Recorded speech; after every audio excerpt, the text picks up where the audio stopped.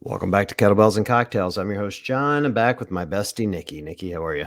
I'm doing great. How are you doing tonight? I listened to you on a podcast today that you did with Jordan Holland, and Oh, and I all of a sudden understand why people send us DMs and feel like they know us forever. Because as you're talking, I'm like sitting there disagreeing with you about something. It wasn't anything important, but I'm wanting to shout, like get my point across. And I'm like, I'm not on this show. What am I doing right now? oh my God, Like, how funny. What was it? What was it about? What were you oh, you're. disagreeing with? I wasn't that I was like disagreeing. It's just like I'm just so used to us debating and like talking back and forth. All of a sudden, I felt like I was on the show, and I'm starting to understand why people like get a connection with people that they listen to often, and they feel like they have a right to tell you your opinion sucks. You know what I mean? Well, you can always tell me my opinion sucks and I trust you fully. But it was a very good show. You did a great job. Thank you. That was really fun. Jordan Holland and Katie Hogan, they have a show called It Depends. John, you were on it too a couple Yeah, weeks back, I right? I felt bad though because the intro they gave you was far better than the intro they gave me. They made you Ew. sound like you were the Queen of Sheba coming in, ruling the world, and I'm just the lowly mean guy. Were So they like, what was your intro? it Here's wasn't like John, he's yours. bald. Welcome to the show. Yeah, the bald mean guy's on. Let's talk to him. How Uh, funny. yours was a spectacular intro though. It was like It was. I blushed. I I felt like there definitely should have been did. trumpets playing and shit. It was amazing. It's So truly how I should be intro to everywhere, honestly.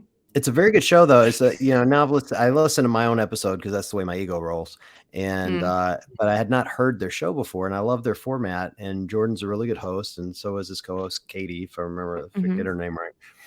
And it was good. I liked it. Yeah. Highly recommend. It is about sort of everything business and fitness related. Obviously, skews a lot of it toward CrossFit, but it's a really, really great show. And for any affiliate owner, anyone involved in sort of like the business side of their box, it's a solid listen. Really good show. It is. Well, we're going to talk business and CrossFit adjacent tonight. Yeah. We had the opportunity when we were in Miami to meet our guest Mo, who's the founder of HYROX, which is it was really intriguing when we got to talk briefly in Miami, and now we're flying out to Chicago this weekend, kind of our first live gig together, and I don't even remember when to see what they're doing and get a load of this amazing community. So Mo, welcome to the show. How are you? Very good. Thank you very much for having me. Yeah, we're excited. We're super excited to be together in Chicago, but I think even more excited to see what you guys have going on. It's gonna be a fun time. Absolutely. I hope I can somehow surprise you, not only with the setup and the event itself, but yeah, I hope you like it. I'm stoked. I'm so excited. I think I've known about High Rocks now for a little while, but I think there's been this sort of like veil of intrigue where I've been like, I don't really know exactly what it is, but it's like kind of CrossFit-y, but it's kind of endurance-y. And yeah, it's just, I don't know. It's been this thing where I'm like, I don't know what that is. And the more I learn about it, the more excited I am to come out and see it and maybe even participate in a race coming down the line a little bit. The more I talk about it to my friends too at the gym, everyone, when they really start to understand what it is, they're like, oh shit, I want to do like that sounds awesome. And it just feels like a very natural path from what we do and what we do, in the box every single day to just a cool, different kind of a test. So what I would like to do for the listeners that maybe have never heard of it before, or they've heard of it like I have through this veil of mystery, can we just get the basics, Mo? Like if someone has never heard of HYROX before, how would you describe it? Okay, so maybe let me start with we call it fitness racing, right? So that's maybe the easiest thing, especially because Americans it's great because usually they pick it up very quickly because CrossFit's so big here and all the movements are not new. I don't need to explain what like kettlebells are, whatever. You go back to where I'm from, to Germany, and you have to start defining these things first. So it's fitness racing. And the competition or the sport of HYROX basically consists of 8 times 0.6 miles, which is 1 kilometer, 1 kilometer run.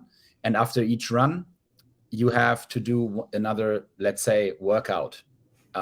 We call it different stations if you want. And each workout is always the same wherever you do it. If you do the event this Saturday in Chicago, or on the same day we have an event in Spain, in Bilbao, or in Glasgow, Scotland, it's exactly the same setup. Of course, there are differences like course setup. Like, let's say the Berlin Marathon is a faster race than the Chicago Marathon, for example. But it's, in the end, it's exactly the same setup with exactly the same order of running, workout, and all these workouts stay the same. So that's what we call the fitness race, called HYROX. And in the end, it's, if you want, the race itself is world record held by Hunter McIntyre from the US, 55 minutes and change, slowest time ever, 4 hours, 12 minutes. One guy from London, whatever. A usual event is a mass participation event. So we have like the top athletes starting on the same day in their pro categories, but we also have all the average Joes starting in the open categories, men, women. We have a doubles category, mixed men and women category. So it's basically for everybody. We have events with 1,000 participants. The biggest event yet is in London with 8,000 participants on a couple of days, Saturday and Sunday. So it's supposed to be for literally everybody. But then, of course, it's very exciting to see, like, especially the very, very fast guys, and we call them elite guys or girls, who are crushing the course. But as I said, it's a fitness race and supposed to be for, really everybody. But of course, especially like also the CrossFitters are the ones that are crushing us. I love that. I love it. I was telling some of my friends about it at the gym, and I was kind of likening it to, I think we've all done like OCR races or like Spartan races or whatever. And I was like, it's kind of like that, but instead of run for a little bit and then you get to, I don't know, like raging fire you need to jump through or whatever. It's like you run and you do like a kind of like a mini workout, and then you run and then do a mini workout, and you run and everyone was just like, hot damn, that is exactly the kind of thing that we like kind of feel like training for. Maybe when the spring rolls around and we start working running back into we were going to do a run club at my gym. And I was like, how fun would it be if that was our goal? Like, we do this run club on Sundays once it finally thaws, because it has been like negative 1,000,000 degrees out and it sucks in New England. But finally, when it thaws, we do a run club, and we have this kind of goal in the end where we're using our fitness, but we can, in fact, do a little bit of racing too. It's wicked cool. You know, what's interesting, Nikki, I was looking over the race. I was talking to Mo about this off the air, because as an American, I don't know how far 1 kilometer is. Fair. But like each station in between those kilometer runs, it's like 1,000 meter ski erg, a 2 by 25 meter sled push, 2 by 25 meter sled pull, 80 meter burpee broad jump, which by the way would really suck. 1,000 meter row, which I still have PTSD over from the gauntlet, 200 meter farmer's carry, 100 meter sandbag lunges, and at the very end, after all of that, 100 wall balls. Yep. You know, that's my favorite. Mo, that's mean.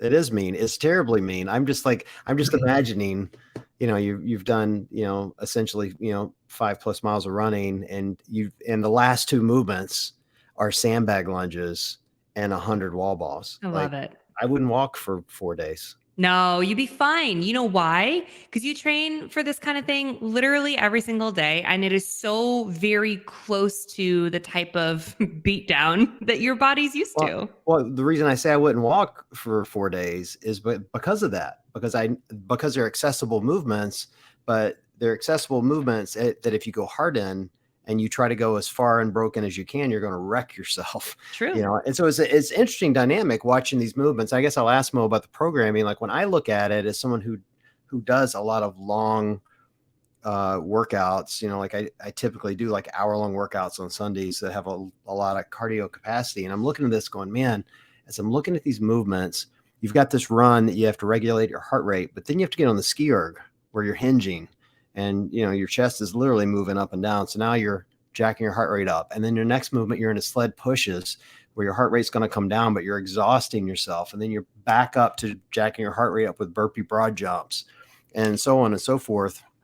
Like, when you're doing your programming, I hate to ask, is that deliberate? Because I know it is to some degree, but are you putting that much thought into it of like, of how this is going to tax your metabolic conditioning, or is it, hey, we've got these kind of standard 8 movements and we're going to throw them in and see what you can do?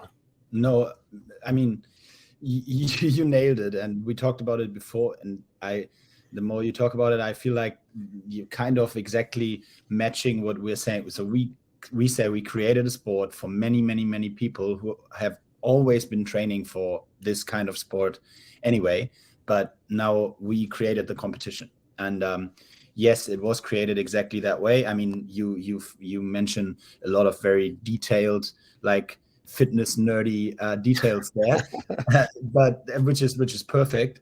But that's the detail how we looked at it. We wanted to create a competition that is not over exaggerating certain parts of the muscles throughout the race, so that you don't like completely tire out your legs at the beginning, so that then the running suffers. The running's supposed to be, you know, some kind of a, I mean, we have every body figure there, right? So the CrossFitters usually say, damn, you guys, it's too much running, get rid of the running. And it's funny, right?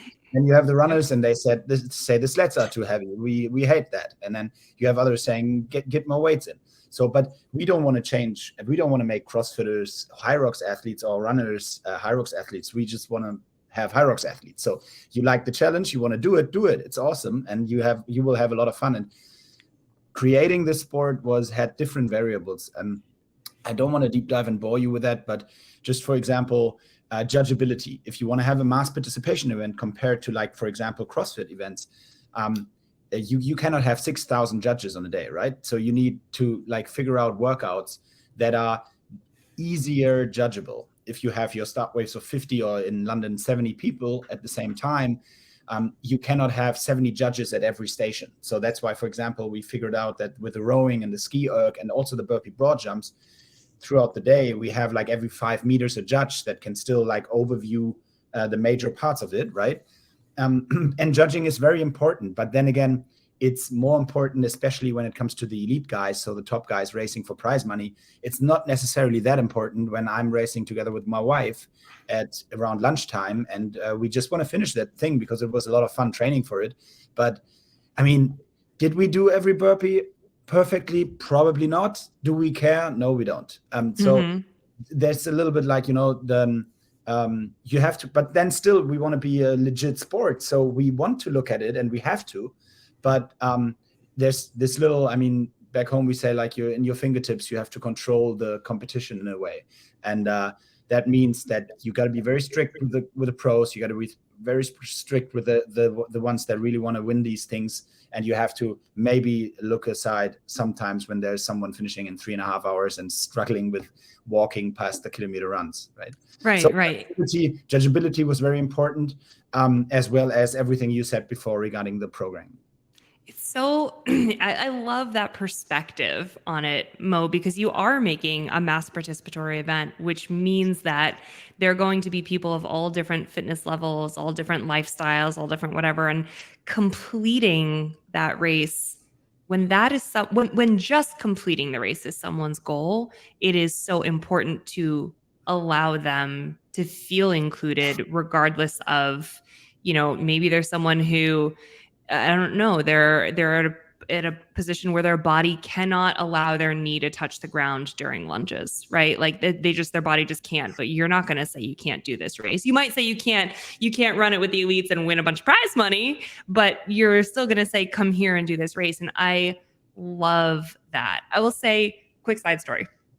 The coolest thing I've ever done in my entire life, second to having my kid, because having my kid's the coolest thing I've ever done. But the second coolest thing I've ever done in my entire life is run the New York City Marathon. And it's not because I liked running 26 miles. I hated it. My body hated it. Everything hated it. But it was the feeling of being a part of something bigger with all those thousands of people around me participating in the same thing. Like when I trained for the marathon, I had to have headphones, I had playlists, I had podcasts. Like I really needed to distract my mind from the fact that I was running. I needed that. During the race, on race day, was the very first time I ever ran with no headphones in, because I felt like I was missing it. I felt like I was missing the environment and the people around me and the people who are watching and the like the community, like the family that comes together. It's like you're going to war with people. You are going to battle with people, and you want to hear them, and you want to see them, and you want to feel them. And that is the type of thing that I think your event really kind of encapsulates, when you have 1,000 people and you're starting them. And can you explain, you start them in waves every so often, so that they've got like people who are sort of like racing right beside them. Then you can find other people on the course. Like, how does that work? Yeah. So example, on Saturday in Chicago, you will see that the first race will start, I'm not sure, let's say 8 a.m. And then every 10 minutes we start like the next wave. Yeah. Start wave. And then we have age groups, in all the categories. As I said, we have open men, open women, and then we have the doubles, men, women, and mixed. And then we have the 2 pro categories, men and women. So every 10 minutes throughout the entire day, you have people racing, starting in waves of 30 here in Chicago as an example, but it goes up to sometimes, depending on the venue, to 70 people at the same time. That's so fun. That brings just about like 400, 500, 600 people at the same time on the track, and it's always very busy. It goes the entire day usually, and it's just a fitness festival if you want. I mean, it's like everybody's there for 4 to 5 hours because everything is indoors, right? It's in the convention center hall. All the partners have their booths there, and you see people cheering. There are bleachers around the wall ball stations, which is always quite fun because you sit on the bleachers. Sometimes you see people sitting there just for 2 hours watching people suffering at the wall balls. Mm-hmm. I think it's a great fitness festival, and it's something that was missing in the fitness world, I believe, because these kind of competition, you mentioned a few very great programs and formats that are out there, and races that you can do, like the mud races or the obstacle races, but something that's accessible for everybody who just loves fitness, who just loves working out, and that where you can challenge yourself. I think that's something that was not necessarily up on the radar yet, and that's why we created it. You say you have age groups, Mo. Do you have an age group for me, like the 50-year-olds that run around together with a bottle of Advil in their hand and just like pour it out like candy to those of us that are dying? Could we do that? That'd be all right. That's fine. Yeah, I can tell you it's the most competitive age group, as my partner is in that age group, and it's the by far most competitive and most watched age group in the world. Well, I was joking with someone earlier in the week because the Open's coming in CrossFit, and my joke is that people are my age are reliving their glory days. This is the one thing we finally get to compete in with each other and remember back to when we were playing high school sports or college sports or whatever, And so I'm imagining people in my age group out there in what is a very accessible race as you look at it. Like I'm looking at it going, damn, I think I'd be competitive at this. But I've also done this stuff long enough to know I'd go out there and probably get my butt kicked by some 50-year-olds, and I feel really bad about myself too, which would be fun. No, the thing is, what will happen is you will be very good at this. You will not necessarily win immediately, and that's the thing. And you will understand that, luckily, the two of you, because it's a sport. So as much as you do these workouts and you do train in a way for this, you have not done the specific training for like that competition. And we all know when it comes to sports, at one point, if you want to be really, really good at that sport, you have to train specifically, which in HYROX case means you have to, for example, work on the transitions of pushing a sled that is really heavy, and then going back to the running immediately, not wasting like seconds on the transition. Or other, like you run into the burpees, which is the fourth workout. You don't want to speed at the burpees, because after that there's a run and then the 1 kilometer row. So you have to pace yourself and your heart rate in order to not lose seconds there. And it's funny, whoever does it, everybody, when you finish, that's the first time you smile on that day usually. And the second thing is people keep telling you, I know you can swear on the show. You can swear on the show. We swear a lot. Let's go. Good. Perfect. Oh fuck, I know exactly where I can spare 5 minutes. Everybody tells me after that. Because immediately, I left 2 minutes on the sleds because, oh man, I was stupid doing this, or I was too hard on the ski erg. That's most of the time people speed on the first kilometer. You see everybody's, and we are always we're laughing so hard because you see, especially the guys taking off their shirts, sprinting away, a 3:20 minute kilometer, which is like, I don't know, a 5-minute mile or something, or even a little faster. And they're sprinting out, and then you think like, oh, wow, amazing. And then after the ski erg, bam, finish. Yep. Nope. That's it. Nope.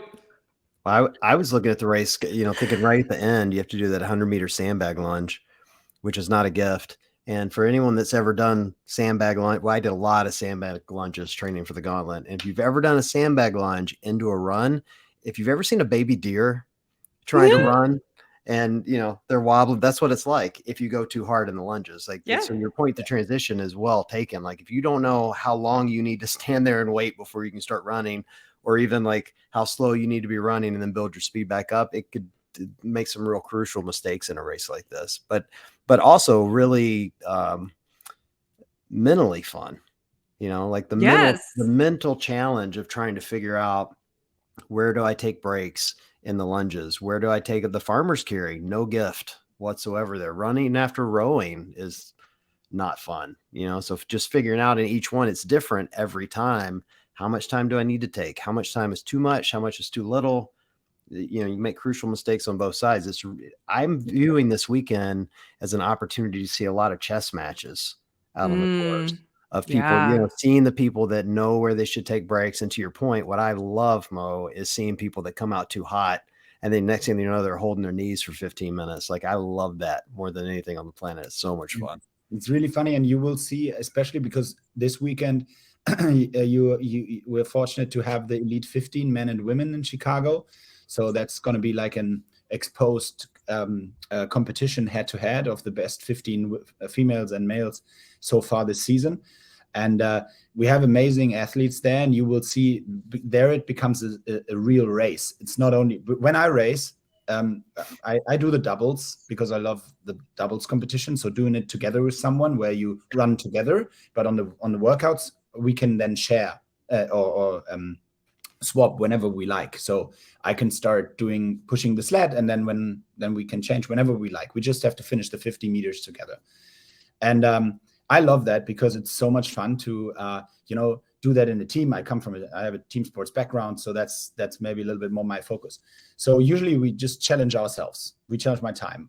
My friend and I, we wanted to finish under 65 minutes, an hour 05 in the doubles. And we did the math, as you said, we played chess, we had an exact game plan, and we finished in 104.54, and we're the most happiest people on the planet. So it all went, exactly how we wanted. It's not an amazing time. It's a good time. It's not amazing. It's 15 minutes off the world record. I don't know, Mo. It sounds pretty good to me. No, it's a good time. As I said, it's 15 minutes off the world record, but in my world, it's a great time. But what I'm trying to say is, so now on Saturday, we see the pros, the Elite 15, and there it's a head-to-head race. That's a completely different ball game because obviously it's not only about yourself. I mean, people in a 100-meter sprint will tell you it's just about me focusing on my race, right? But that's not entirely true because in the end, of course, you see the people left and right? And you interact with them. You have to react on, are they going hard or slower? And here it's the same. And they finish in now in Maastricht at the European Open in the Netherlands. The winner had 57 minutes, and we had like 3 athletes broke the hour in the men's competition, and Lauren Weeks from the US did like almost world record in 101. It was amazing. And these races are just seriously, it's great sport. It's amazing to watch them. I love that so much. It's so much fun. Mo, you had sort of started to mention this a little while ago, but you had sort of started to say that you felt like there was something missing from this really big fitnessy type space. You found this void that you wanted to fill with this type of race. And now I can hear it in your voice, like the passion, watching people do amazing feats of human capacity, watching people suffer, watching people take off their shirts and look silly and then come out hot in the first. I'm just so curious to know, like, what really drove you to found this, to say, hey, this is something that I need to do because I'm not seeing anything like this out there right now. Yeah, but that's how it was. I mean, I will never in my life take the credit for that by myself. And obviously, and the idea goes back to my business partner, Christian, and longer story. But we sat together at the beginning of 2017, and we were talking about this, and it started out, we called it, we had many different names for it. It was a working title if you want, but the idea overall was, the project was kind of called Marathon of Fitness. So we said there are mass participation events for running, for cycling, for new sports put together like triathlon, or even the long version Ironman. So in the fitness world, there are like mass participation sports for everything, where everybody can participate, work, challenge themselves, time tracked, very important thing. And we saw that in the fitness world, there's this unbelievable success story of CrossFit but that's not a participation sport for everybody. Of course, people can compete in the open, but even that is for like really fit people that do exactly that and work out. And it's not mass participation from where we are coming from, saying millions of people from all over the world can do that, even if they are like a marathon. Same logic. You see people finishing in 2 hours, running world records. And if you wait a couple more hours, you see you did it, right? So you know that 2 hours behind you, there were still people finishing, and they just had the time of their lives, finishing in 5 hours, 30 minutes, whatever, walking the New York Marathon. Yeah, totally. And that logic, being accessible for everybody, giving the chance for everybody to challenge themselves with their own goal, if that's 55 minutes or 4 hours, 12, doesn't matter. That was the void that we saw. Like literally, we were talking about this. We were saying, okay, it's not existing. And then, of course, you challenge your thought, as you do with startups, right? And say like, okay, but if it's not there, I mean, if that would work, then CrossFit would do it. Or why are the obstacle race guys are not doing it, or whatever? And we challenged that for weeks and months. And then we said, okay, let's just try it. And we did the first event, and we never looked back. It was an amazing experience. That's so cool. I love that.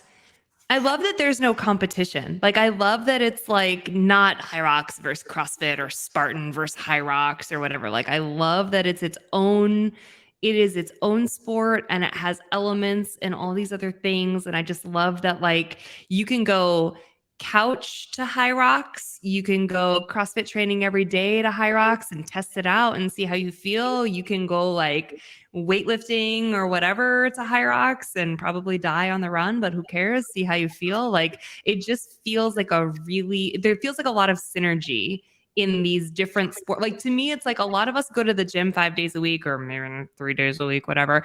And then say like, hey, I'm going to like register for a weightlifting meet and see how it goes. Like, I'm not a full-time weightlifter. I'm just a CrossFitter, but there's another thing that is sort of adjacent that I feel like I can test myself in. I feel the exact same way for this. Like, I'm never going to be the top 15 women in the world. I know that. But like, I train every day for this style of stuff. I'm going to register for a race and try it out. Like, there's a lot of synergy with all these sports. I tell you what I love about it, Nikki, is that, you mentioned earlier, Mo, it's the same each time. Yeah. One thing I love about CrossFit is the constantly varied piece. I think a lot of people love that, but I think there's also a complaint within CrossFit that not all competitions are created equal. Like, sometimes there's a bias toward certain body types. Like I think last year at one of the semis, what was it, Nikki? Granite Games. They had a pull-up bar that was low, and so the athletes that were taller than 6 feet were really struggling because their feet were dragging. It was nothing they could prepare for. And in a workout where what's coming and you're training for it, it levels that playing field. Everyone's training for the same thing. What's coming up. That's interesting. You can address your weaknesses. You can lean in on your strengths.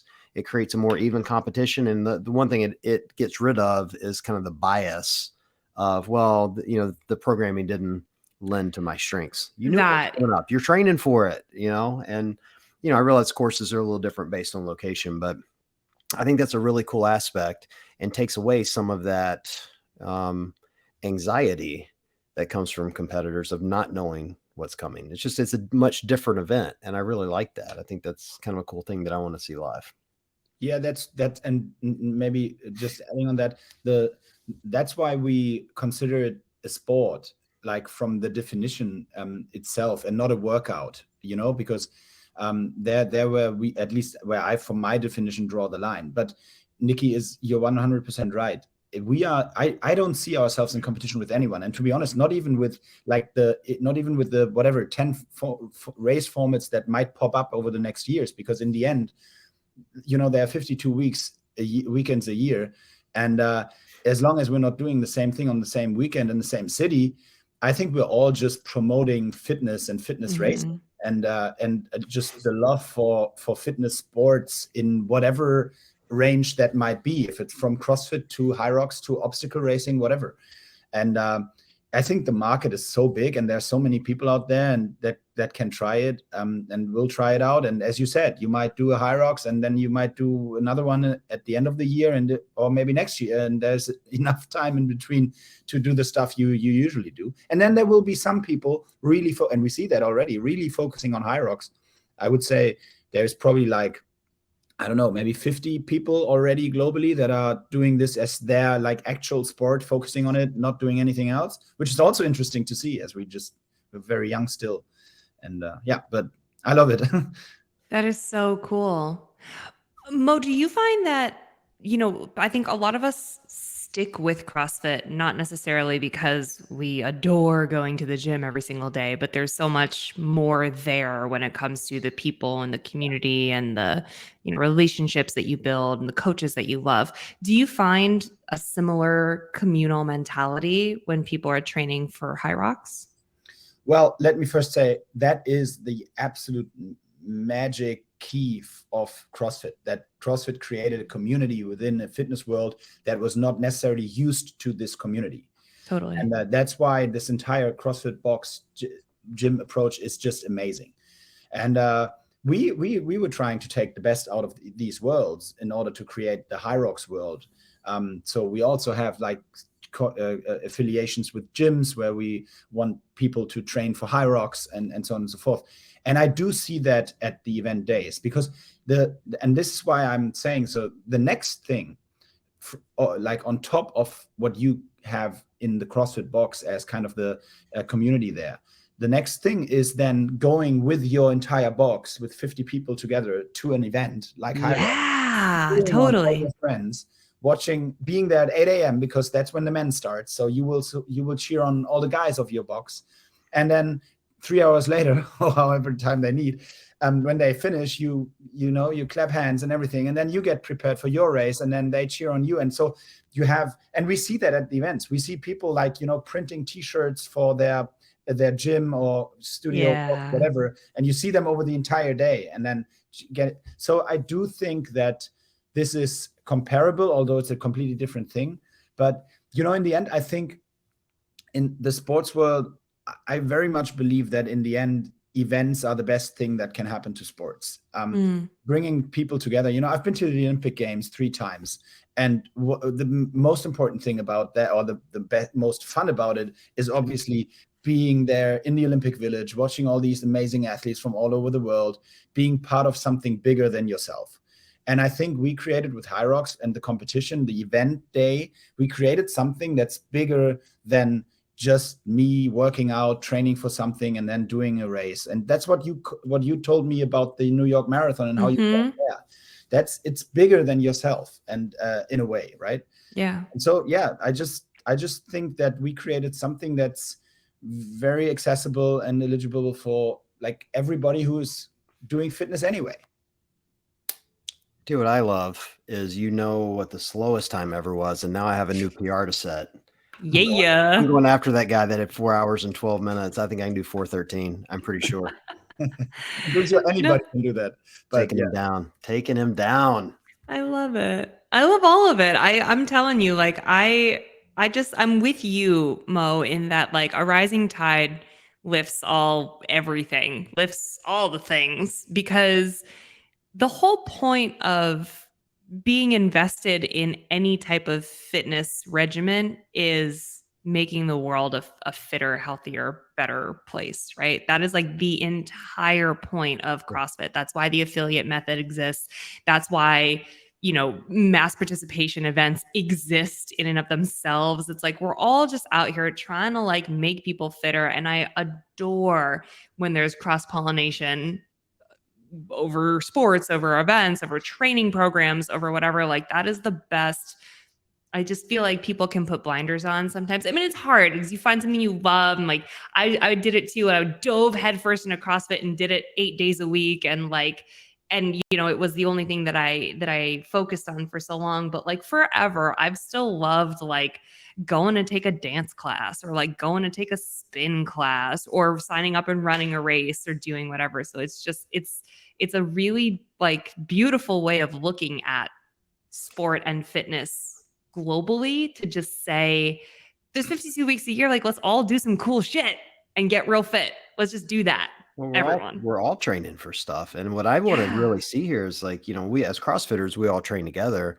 But I'm one of those people, if it gets you off the couch, I don't care what you do. Hell yeah. And so like, I'm interested to see the people that do Orange Theory, how well they'll do at this. I love Orange Theory. And the people that do body boot camps and people that go to Planet Fitness. Like, as we're talking to people this weekend, I want to ask, like, what's your fitness methodology? What do you do? Yeah. What got you into this? Like, I want to find out the people that are outside of CrossFit. Why are you doing it? What do you enjoy? You know, it's exciting to me to see people that train day to day, that recognize that training and competing are two totally different things. And putting your training to the test is a very important thing, whether you do Orange Theory or CrossFit or Planet Fitness. Whatever you do, at some point, you need to test yourself and see if your training's working.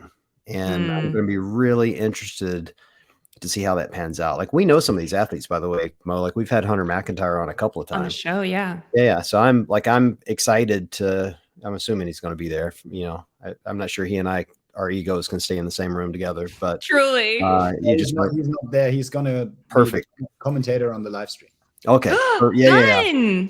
Yeah, we are you guys gonna let him curse? Well, since we're gonna let you curse, because Hunter's got a potty mouth. He's a good boy that way. Yeah, that's so. Yeah. We love Hunter. He's a great guest. He's great. He's high energy, to say the least. But yeah, I'm excited to see people like that and to find out what got them into this and see some of the average Joes. Like, I consider myself an average Joe, and find some people like myself and find out what makes them tick. You know, yeah. But I tell you, I do not consider you guys average Joes, because I will show you on Saturday what I consider average Joes. And that's also the fun part about it, because adding to what you said regarding putting your training to a test, that's one big part of people that are doing that. But then there's also the guys who really just go to training because they set themselves the goal to finish this, because they heard about it. And so they just go to training because we got them off the couch just to prepare for this. And we had that are the stories that always kept us on track and that convinced me that we're doing the right thing. They're like, of course, individual stories, but people, one of the oldest athletes, world champion in Las Vegas in the age groups 65 to 69, wanted to kill himself 3 times, didn't do it, watched like a TV clip about it, said, okay, fuck it, I sign up in a gym, did it. Now is a world champion. I have to say only 2 people competed in that age group, but became world champion. It counts.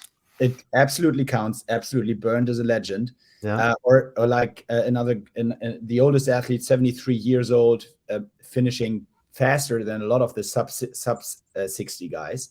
Because he did like an hour 52 or something, with 73 years old. I mean, he takes 32 minutes on the wall balls only, but he finishes every single time. He never quits so far. He did like 7 or 8 races.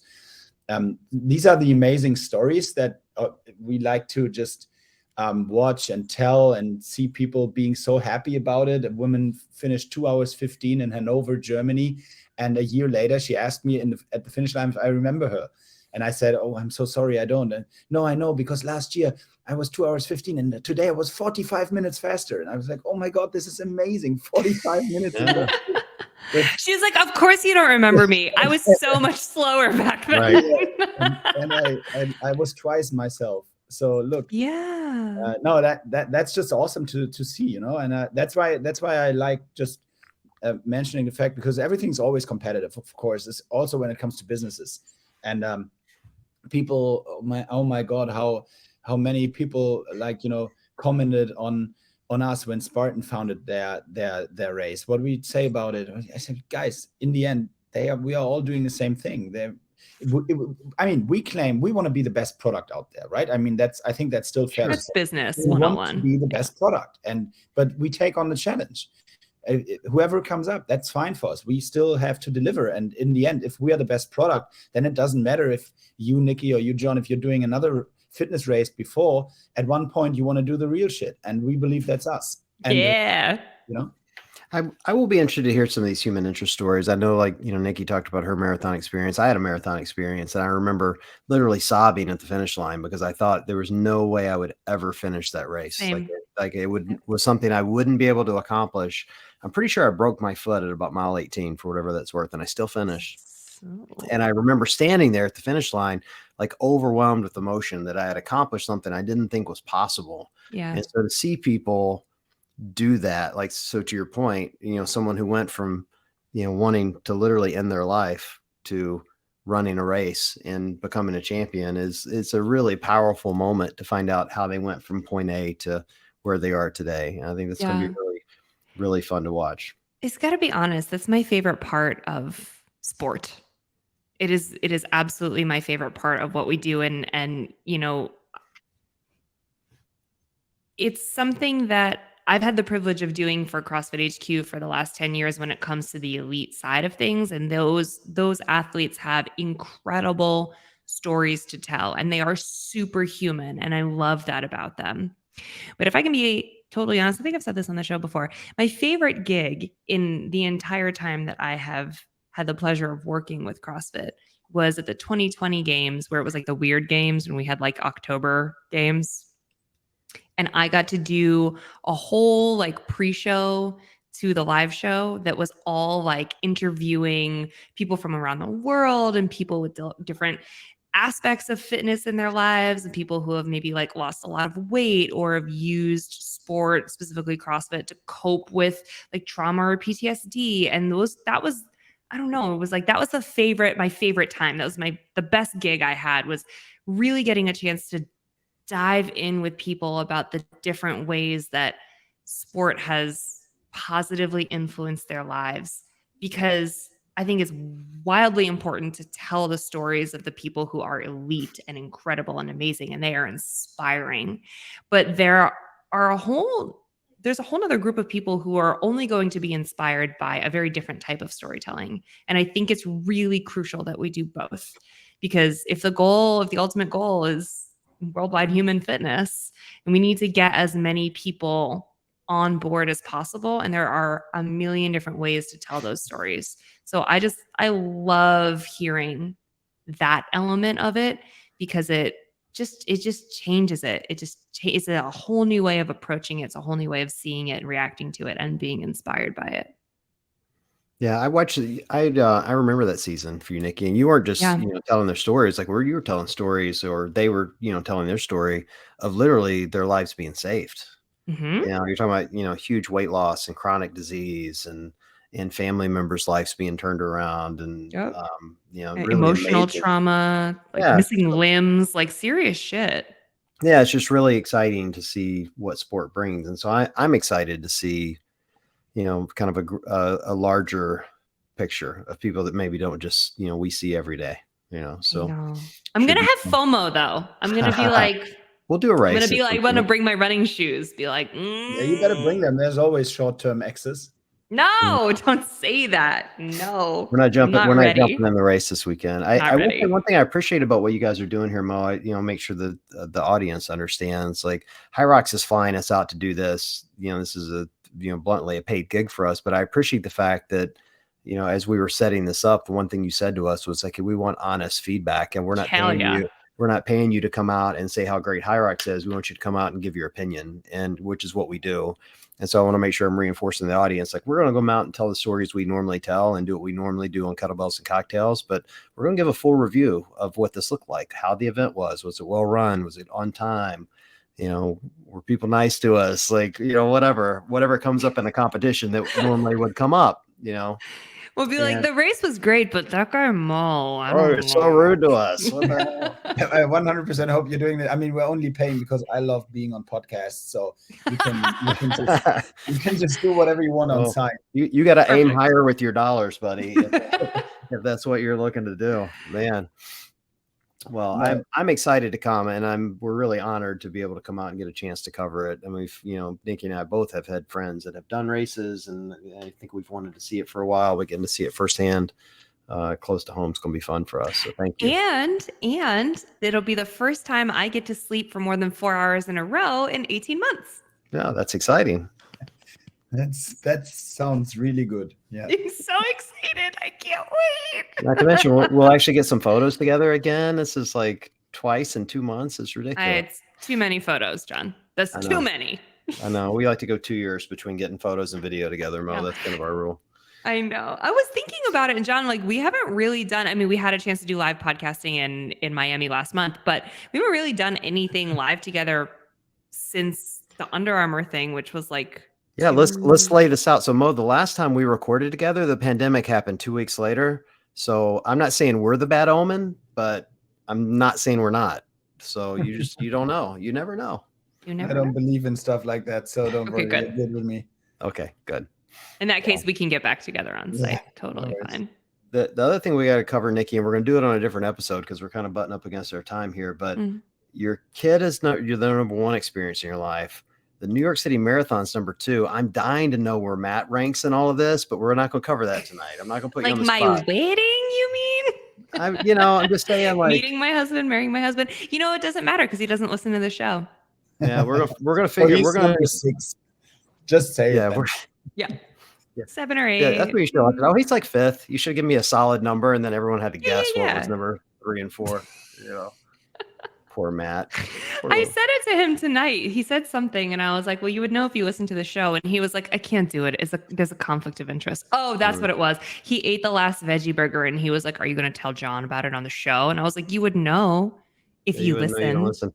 See, Mo, he's the one you guys should have brought out, Mo, because he looks just like Prince Harry. He's like the sexiest ginger you've ever Yes. met. Like he's just a Yes. good-looking, redheaded young man, and when he's carrying the baby around, all the women think he's like the hunkiest thing on the planet. So Because he is. And truly, he's built for this race. this would be a good race for him. Yeah, he'd be This would great be at this. so good. He's an incredible runner, and he's like, he's super, super fit. He absolutely should do one of these, but he can't. He has to watch the baby so I can do one. Well, we need to figure out how to bring him to one, and then when he finishes the race, we can just roast him on the sidelines afterwards. It'd be great. Oh, truly, in fairness, I guess we could, right? Because there's like the men go in the morning and the women Yeah. go later, or whatever. You We could roast we them can work it out. You could even roast him during the race because you can just stand next to the workout stations all the time. Oh, that's right. Hey, can I push the stroller in the race? That'd we be all do great. it? Family It's family like affair? sled, right? It's what? It's like the sled push, right? Almost as heavy in the stroller. Sure is. At this point, yeah, Hunter's getting big enough. He sure can count as a is. sled push. There's Yeah. no doubt about that. Hefty. Well, in any event, exciting times. We're excited, Mo. Thanks for the invite. We're looking forward to seeing you guys live and in person, and having a good time. So thanks for joining us tonight. Thank you so much. It was a lot of fun. I hope you see you on Friday, I guess. Yeah. Yep. It's gonna be a party. Nikki, you ready to travel? You packed? I am. Not I even will a be. little? Not will even be? close. No. But you know what, John? Mark my words. You will be impressed that I will not overpack. I will absolutely be impressed if that happens. We're going to be gone for like 48 hours. I absolutely cannot. I It's a- cannot check a bag. Like that's ridiculous. It's a day and a half trip. If you overpack, I'm going to roast you so hard on the air. Swear to God, I will. But what do I Just wear? remember I the don't know running what to. shoes, Nikki. Just remember the running shoes. Okay. Yeah, bring the I running just got shoe. new ones. I just got new ones, and I love them. I'll jump into the 1,000-meter row with everybody else. I'm pretty good at that. That could be fun. That could be good for me. Set a time to You be. didn't get the race yet, but we'll do that on Saturday. Right. Are you guys using Concept 2 rowers? Is that what these things are? Yeah. Okay. Great. See, then now I feel really good. Assault wanted to continue to traumatize me, and they actually sent me a free rower. After- Get yeah. out. Yes, after the gauntlet, I was talking to the owner, and I was completely traumatized. And I'm like, hey, I think I beat my other co-host on the other show in that row portion, which it should not have happened. He's way too young to lose to me in the row, Mo. Way too young. No, you're such a good rower, though. But I'm a good rower, and so I'm talking to Tracy about it. I'm like, hey, Ben and I want to have a rematch at the Assault booth. because that assault rower sucks. It's so hard. And she's like, well, if you guys do a rematch at the games, I'll just send you a rower so you can practice. I'm like, done. Yes. So it showed up today. So it's in my gym right now. So, hey, you're going to be sorry you asked for that. yeah. But I prefer the Concept 2 rower. So, you know, maybe we'll find a free 3 minutes and do a 1,000-meter row. It'll be fun. Good stuff. Absolutely. All right, I will watch. It'll be fun. All right. Well, for everyone listening, if you guys are in the Chicago area, swing out and say hi to us. We'd love to visit you and get some photos and shake hands and kiss babies and talk to some of you guys. And otherwise, make sure you check out the event. So appreciate you guys joining, and we will chat with you guys soon.